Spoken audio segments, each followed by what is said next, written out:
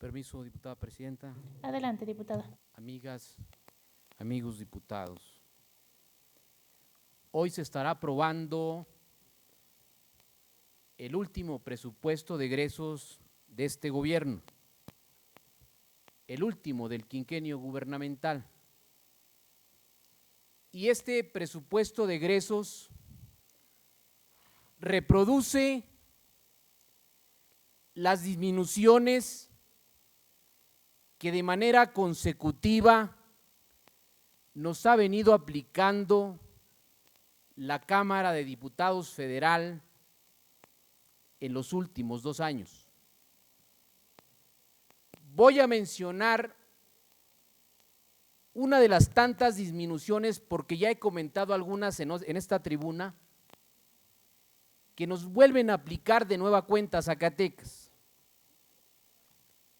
El Fondo General de Participaciones, el Fondo de Fondos, el fondo más importante del ramo 28, el que concentra el 85% de las participaciones federales, volvió a sufrir una reducción drástica en el presupuesto de egresos federal para Zacatecas, 6.4% de disminución, pero ya no la habían aplicado en el 2020, con otra reducción superior al 2%.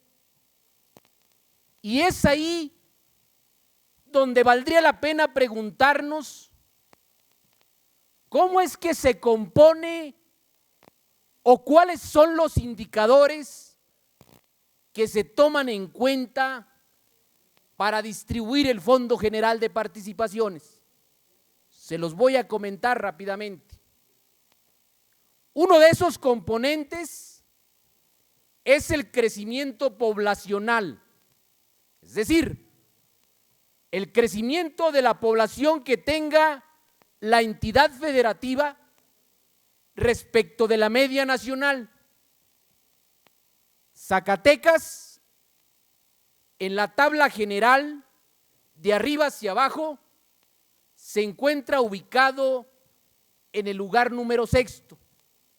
Somos de los 6 estados con menor crecimiento poblacional. Claro que no nos favorece este componente del Fondo General de Participaciones. El segundo indicador está referido al Producto Interno Bruto Estatal respecto de la media nacional. El INEGI publicó los datos del 2018, los del 2019 los publica en diciembre, y Zacatecas aparece con un menos 0.1% de Producto Interno Bruto Estatal. Es decir, tasas negativas de crecimiento económico. Tampoco nos favorece este componente a los zacatecanos.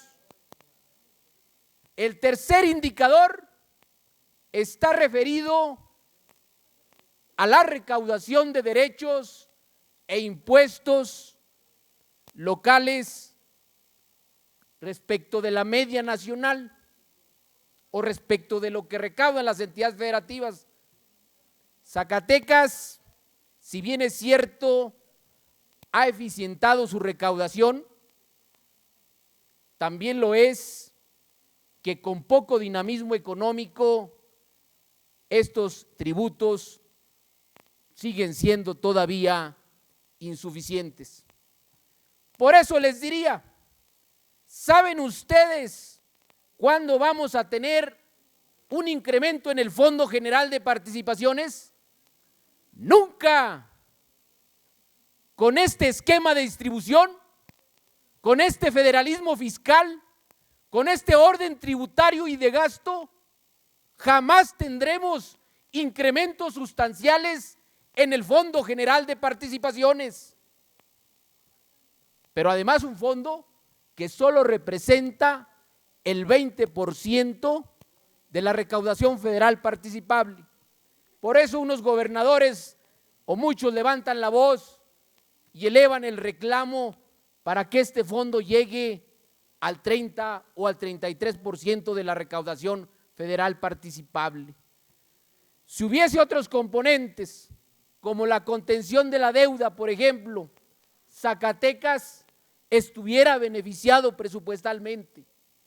Pero a propósito de la deuda, que aquí se comentaba, hoy ocultar deuda pública es prácticamente imposible.